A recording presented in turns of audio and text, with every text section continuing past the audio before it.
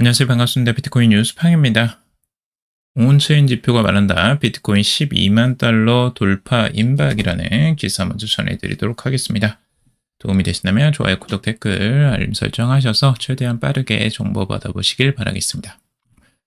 자, 비트코인이 최근 조정 구간에서 12만 달러까지 다시 재반등할 수 있는 기회가 있다라는 기사인데요. 매도 압력이 완화되는 가운데 이 미국 기관 투자 수요가 다시 살아나면서 상승 전환 기대가 커지고 있다라는 내용입니다. 자, 최근에 조정 구간이 왔는데 다시 이제 반등이 시작되고 있어요. 그 내용들 구체적으로 한번 살펴볼 건데, 자, 온체인 지표를 통해서 보면 지금 비트코인의 매수 매도 압력 델타 지표가 기회 구간에 이제 진입했다라고 합니다. 이 지표는 이 시장에서 매수세와 매도세의 우위를 나타내는데, 이 단기 지표는 이미 적극적인 신호를 보이면서 매수세가 현 시점 가격대를 지키려는 움직임을 보여주고 있다라고 하고 있습니다. 반면에 90일 기준 지표는 다소 신중하지만 장기적으로 매수 우위가 유지가 되고 있다라고 하는 겁니다. 장기적 매수 우위에 대한 이야기를 하고 있고요. 그리고 온체인 지표 역시 매수 전환 신호를 뒷받침하고 있는데, 크립토 퀀트 데이터에 따르면 최근 비트코인을 외부로 송금하려는 지갑 수가 급감을 하고 있다라는 내용입니다. 자, 그러니까 곧 매도 압력이 감소되고 있다라는 뜻으로 해석을 하고 있는데요. 그러니까 비트코인을 매도하려고, 거래소로 매도를 하려고 지갑에서 이제 빼는 그런 흐름들이 줄고 있다라는 거죠. 결국에는 이 매도세가 사그라들고 있는 것을 보여주고 있는 거고, 단기 시장 안정성 회복에 긍정적인 역할을 할 것으로 보고 있습니다. 또한 코인베이스 프리미엄 인덱스도 0.041까지 상승을 하면서 글로벌 거래소 대비 미국 내 매수세가 강하다는 점을 입증을 하고 있습니다. 기관이나 고액 투자들의 참여가 확대되고 있다라고 하는 건데요. 자, 코인베이스 프리미엄 인덱스는 제가 저번에도 한번 말씀을 드렸었죠. 이게 이제 글로벌 거래소, 바이낸스와 그 다음에 코인베이스 간의 이제 비트코인 가격 차이를 프리미엄 지수로 이야기를 한 건데, 이 인덱스가 이제 0.041이라는 거는 마이너스가 아니라는 거는 프리미엄이 붙었다라는 거고요. 그러니까 미국의 지금 기관이나 고액 투자들이 비트코인들을 더 비싸게 주고 사고 있다라고 해석을 하면 됩니다. 그래서 그 매수세가 더 강하다라는 거고, 이런 신호는 긍정적인 신호로 대부분 해석을 합니다. 시장이 강세로 돌아설 때 이 코인베이스 프리미엄 인덱스가 이제 플러스 상태로 좀 더 강하게 인덱스가 올라가는 형태를 많이 보여주고 있기 때문입니다. 자, 그리고 분석가들은 이 매수, 매도, 압력 델타가 현 수준을 유지하고 송금 주소 감소 추세가 이어진다면 비트코인은 단기적으로 다시 12만 달러를 상향 돌파할 가능성이 높다라고 보고 있습니다. 결국 장기 매수세와 기간 수요가 결합할 경우 최근 약세 국면을 벗어날 수 있다라고 이야기를 하고 있죠.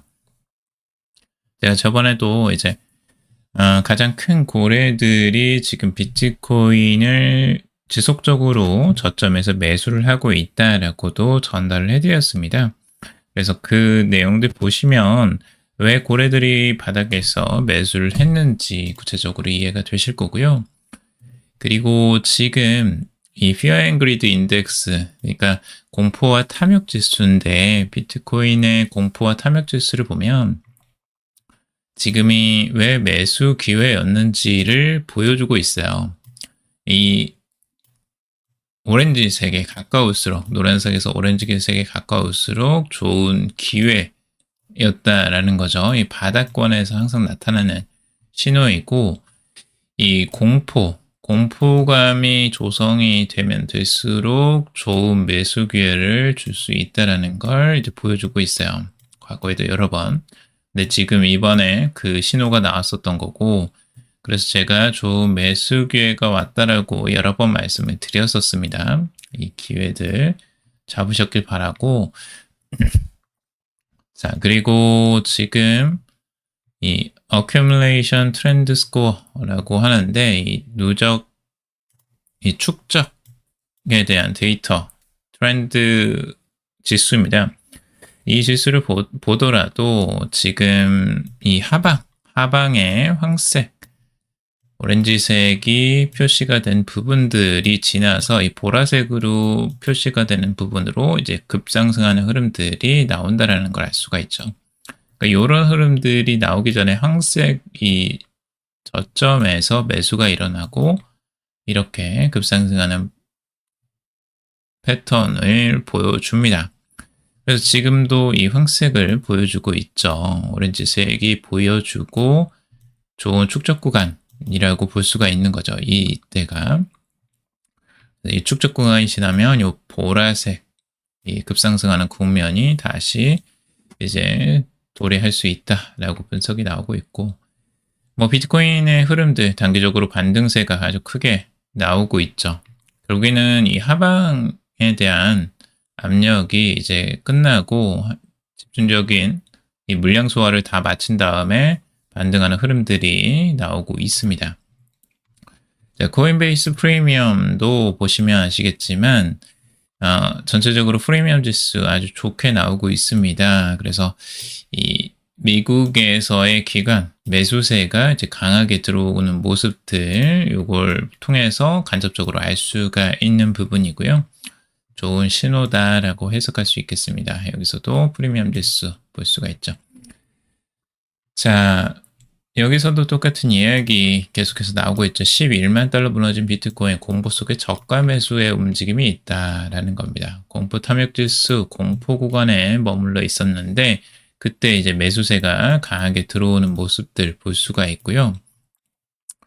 과거의 극단적 공포 지수는 대체로 큰 반등 직전에 나타났다라고 하고 있죠. 그래서 여기서 지난 3월 지수가 비슷한 수준까지 떨어졌을 당시에도 비트코인은 약 83,000달러에 머물렀는데 이제 그보다 27,000달러 높은 수준에서 거래가 되고 있다라는 겁니다. 일반 투자자들은 이미 저가 매수에 일부 투자자가 이제 저가 매수에 나서고 있는 것으로 보고 있고 지수가 하루 만에 반등하는 점도 매수세 유입을 지금 반영하고 있다라고 이야기를 하고 있습니다. 자, 비트코인 흔들리자 에릭 텀프 또도 바이 더 딥이라는 내용이고요. 바이 더 딥 하라는 거 결국에는 바닥에서 매수를 하라는 거죠. 저점 매수를 계속해서 이야기를 하고 있는 거고 여러 번 이렇게 저점이 나왔을 때 좋은 기회 줬을 때 잘 매수하면 여러분들의 수익이 극대화될 수 있는 기회가 됩니다. 자, 거래소 보유량 9년 최저 이더리움 고래들 17억 달러 매집이라는 기사고 여기서도 이더리움이 오히려 계속해서 매수세가 이어지고 있다라는 겁니다. 거래소 보유량이 이제 2016년 이후 52%나 줄어들면서 1,480만 이더로 9년 만에 최저치를 기록했다라는 겁니다. 자, 비트코인, 이더리움의 단기적인 조정세에도 불구하고 거래소 보유량은 계속해서 줄어들고 있다는 거죠. 이 신호는 뭐냐? 결국에는 이 기관들에서 이더리움을 지속적으로 매수하면서 이 물량을 소진하고 있다라고 해석을 할 수가 있습니다. 그러니까 이렇게 하락할 때 좋은 기회라고 하는 이유가 이런 장기적인 추세는 꺾이지 않았기 때문이거든요. 그래서 이 거래소 보유량이 계속해서 줄어드는 것만 보더라도 고래들은 이더리움을 계속해서 매수하고 있다라는 신호로 해석할 수 있는 겁니다. 자, 그리고 지금 이 이더리움이 계속해서 긍정적으로 나오는 이유가 이 USDT 전송량에서도 이제 투혼을 추월했다는 거죠. 최근에 이더리움의 이제 USDT 발행량도 그렇고 전체적으로 거래량도 트론을 이제 따라잡기 시작했다라는 겁니다. 트론이 지난 2년간 USDT의 강제로 굴림을 해오고 있었는데 이더리움이 최근에 이제 결제 인프라와 실물자산 토큰화 플랫폼으로 활용되면서 수요가 급증을 하고 있다라는 겁니다. 이더리움 죽지 않았다는 거죠. 이더리움 이미 견고한 디파이 생태계를 바탕으로 시장 변동성 확대 시 유동성을 흡수하는 능력을 보여주고 있습니다. 반면 이제 트론은 디파이 기회를 적극적으로 활용하지 못한 탓에 입지가 다소 약화가 됐다라고 하고 있고요. 그래서 수수료를 60% 인하하는 뭐 이런 전략으로 반격을 하고 있는데, 이더리움을 활용하는 건 이제 수수료가 단순히 저렴하다는 이유로 활용하는 건 아니고, 이 자체가 신뢰도가 있기 때문에 활용을 하는 거죠. 그래서 기관들에서 굉장히 선호하는 네트워크가 이더리움이다라고 볼 수가 있습니다. 최근 4주간 예치금 자산 총액이 100억 달러가 빠져나갔음에도 불구하고 활성 주소 수는 1,420만 개로 과거 평균을 지금 웃돌고 있고요. 특히 같은 기간 순이익 규모가 1,640억 달러로 231조 사상 최고치를 기록했다라는 내용입니다.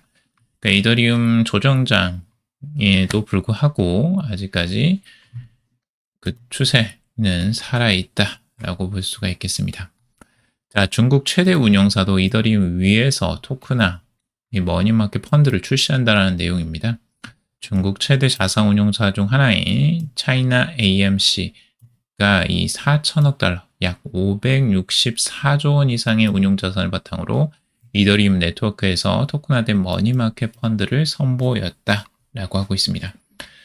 상당히 긍정적인 뉴스라고 볼 수가 있겠죠. 중국에서는 규제 때문에 이런 것들, 머니마켓 펀드나 뭐 이런 토큰화가 좀 어렵긴 합니다. 그럼에도 불구하고 이것들이 대세라는 걸 알고 있는 거죠. 그래서 중국 최대 자산 운용사 중 하나인 이곳이 차이나 AFC가 지금 564조 원 이상의 운용 자산을 이제 이더리움 네트워크에 올리려고 하는 겁니다.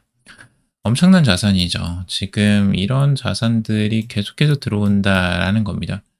뭐 중국뿐만 아니라 이제 전 세계에서 이런 것들이 들어올 것이고 우리나라도 당연히 들어갈 겁니다. 토크나 이미 미래에셋 같은 경우는 그 아바란체와 같이 협업을 MOU를 맺었죠. 그래서 이런 것들은 계속해서 전 세계적으로 확산이 될 것이다 라고 보시면 될 것 같습니다. 그래서 이더리움의 큰 호재이기도 하고요. 이 뉴스는. 자, 그리고 솔라나 ETF 10월 판도 바꿀까라는 건데요. 자, 이 솔라나 ETF가 미국 증권거래위원회 SEC의 승인 기대감이 계속해서 나오고 있습니다. 최근에 이제 미국의 솔라나 ETF를 관련 수정 서류를 또 다수의 자산 운용사가 제출했다라는 것 때문에 또 기대감을 키우고 있는데 아마 지금 10월 중순까지는 승인이 가능하지 않을까라고 다들 이 전망을 하고 있습니다. 자, 미국 솔라나 ETF가 승인될 경우에 첫날 1조 달러, 약 1,410조 원이 유입이 될 것이다 라고 전망을 하고 있고요. 솔라나 투자 수요 확대에 대한 낙관적 전망을 내놓고 있습니다. 또한 유럽 비트와이즈 솔라나 스테이킹 상장지수 상품에 6천만 달러가 순유입되는 점을 언급하면서 이 글로벌 투자 관심이 높아지고 있다라고 하고 있습니다.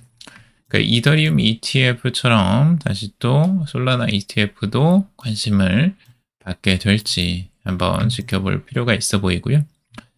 200달러 지지선 지킨 솔라나 이 4분기 몬스터 랠리 예고라는 기사고 전반적으로 뭐 이 솔라나 ETF에 대한 기대감들로 솔라나가 뭐 좋은 흐름들을 보여줄 수 있을 것이다 라는 기대감들을 나타내는 기사라고 보여집니다. 자, 금융 억압 시대, 금은 비트코인 사라, 달러 채권은 가지고 있으면 손해라는 기사고요. 자, 세계 최대 자산 운용사 블랙록과 이 채권왕, 이 제프리 캔들락이 왜 채권을 버리라고 할까라는 기사예요. 자, 컬럼리스트 찰리 가르시아는 이 달러 표시 채권 대신에 금은 그리고 비트코인을 매수해야 되는 이유로 정부의 금융 억압을 꼽고 있습니다. 미국 정부가 투자자들을 현혹하며 채권을 강매하고 있다는 건데요. 정치인들은 세금을 올릴 수 없고 재정 지출을 줄일 수 없어서 만약에 이런 경우에 이제 선거에서 질 수 있기 때문에 절대 돈을 이 푸는 걸 멈출 수가 없다라는 거죠. 결국에는 이런 부분 때문에 결국에는 이제 채권을 계속해서 투자자들에게 이제 떠넘기는 것들이고요. 이러면 유동성을 증가시키고 달러를 계속해서 발행하는 효과들이 나옵니다. 이렇게 되면 이제 달러는 계속해서 같이 하락하고 하게 되고요. 그리고 이 채권 같은 경우도 실제적인 금리나 이 부분에서 이제 계속해서 하락할 가능성들이 높죠. 그래서 금융 억압이라고 여기서 이야기를 하고 있고, 채권보다는 이제 금이나 은, 비트코인을 매수하는 것이 낫다라고 이야기를 하고 있어요. 네, 대부분의 이제 달러 스테이블 코인 보유자들에게 미국 국채를 지금 떠넘기고 있다라고 하고 있습니다. 그래서 달러의 가치는 계속해서 하락하는 흐름들, 국채의 가치도 이제 하락할 가능성 높게 보고 있고, 그래서 국채를 보유하는 것보다는 이제 비트코인과 같은 이런 자산들을 가지고 있어야지 가격이 더 상승할 것이고, 이 달러 가치 하락에 대한 방어가 가능할 것이다 라고 하고 있습니다. 그러면서 이 가르시아 칼럼니스트는 금, 은의 10%, 비트코인의 10%를 배분하고 장기 국채는 피하고 레버리지를 원한다면 금광 주식 매수를 고려해라. 이렇게 이야기를 하고 있습니다.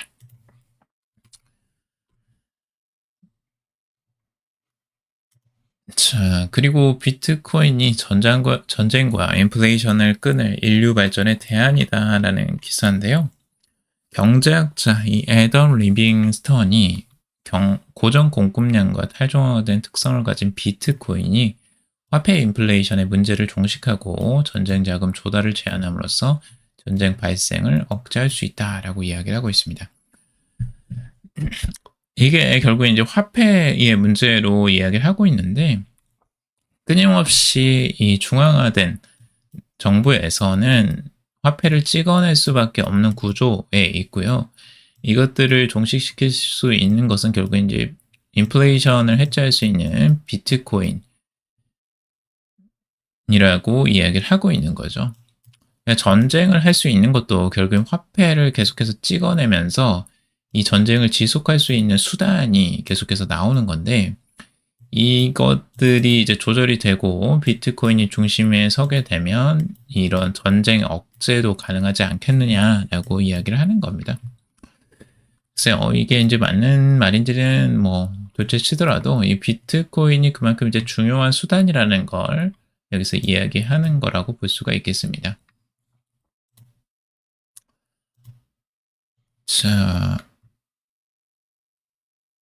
그리고 지금 AI와 이제 뭐 주식 그리고 비트코인에 대한 비교들을 하는 건데, 이거는 뭐 그냥 넘어가도록 하겠습니다. 자, 그리고 캐시우드가 이제 하이퍼 리퀴드를 이제 솔라나 초기 시기를 연상시킨다라고 아주 긍정적으로 전망을 하고 있는데요. 하이퍼 리퀴드가 이제 솔라나의 초기 가능성과 같다라고 하면서 새로운 강자로 지목을 했다라는 내용입니다. 하이퍼리퀴드 처음에 이제 나와서 굉장히 이슈가 많이 됐는데요. 많은 그 거래 수수료, 파생상품이죠. 이제 덱스, 파생상품 덱스인데, 이것도 이제 경쟁이 좀 격화가 되고 있어요. 최근에는 이 많은 관심을 이제 하이퍼리퀴드가 대부분 가져갔었고, 이 소각을 굉장히 많이 하면서 이 거래 이제 거래 수수료에 대한 수익을 이제 대부분의 이 하이퍼리퀴드 보유자들에게 다시 되돌려주는 그 효과를 가져왔었죠. 그래서 가격이 우상하는 흐름들이 나왔어서 관심이 많이 받았었는데, 최근에는 또 조정세가 똑같이 비트코인 조정 나오면서 뭐 같이 흔들리는 모습들은 똑같이 보여주고 있는데, 과연 솔라나처럼 그 가능성을 보여줄 수 있을지 한번 생각해 볼 만할 것 같고요. 여러분들도 이 부분에 대해서 공부를 해보는 것도 괜찮을 것 같습니다. 뭐 투자를 권유하는 건 아니고요. 그래서 어떤 새로운 것들이 나왔을 때 우리가 한 번씩 그런 공부를 해보고 관심을 가져보는 것도 좋은 투자 방식이 될 수 있고요. 그렇다고 여기에 너무 이제 올인하는 것들도 좀 위험성은 있으니까 그건 좀 고려하시고요. 자, 오늘은 여기까지 정리해봤습니다. 여러분들 도움이 되셨길 바라고요. 도움이 되셨다면 좋아요, 구독, 댓글, 알림 설정하셔서 최대한 빠르게 정보 받아보시길 바라겠습니다. 투자에 관련된 정보들 참고사항일 뿐이고 조언이 아닙니다. 투자하실 때 여러분들 스스로 꼭 판단하시고 결정하시길 바라고요. 그리고 유튜브 저희 구독 서비스가 있습니다. 그래서 멤버십에 가입하시면 지금 최신 동영상, 뉴스를 가장 빠르게 받아보실 수가 있습니다. 여러분들이 최신 정보를 원하신다면 멤버십에 가입하셔서 상급자 정도가 되시면 매번 가장 빠른 정보를 받아보실 수 있고요. 입문자분들은 이제 간헐적으로 일주일에 한두 번 받아보실 수 있습니다. 자, 오늘 여기까지 정리해봤습니다. 여러분들 도움이 되셨길 바라고요. 도움이 되셨다면 좋아요, 구독, 댓글, 알림 설정하셔서 최대한 빠르게 정보 받아보시기 바라겠습니다. 오늘도 들어주셔서 감사합니다.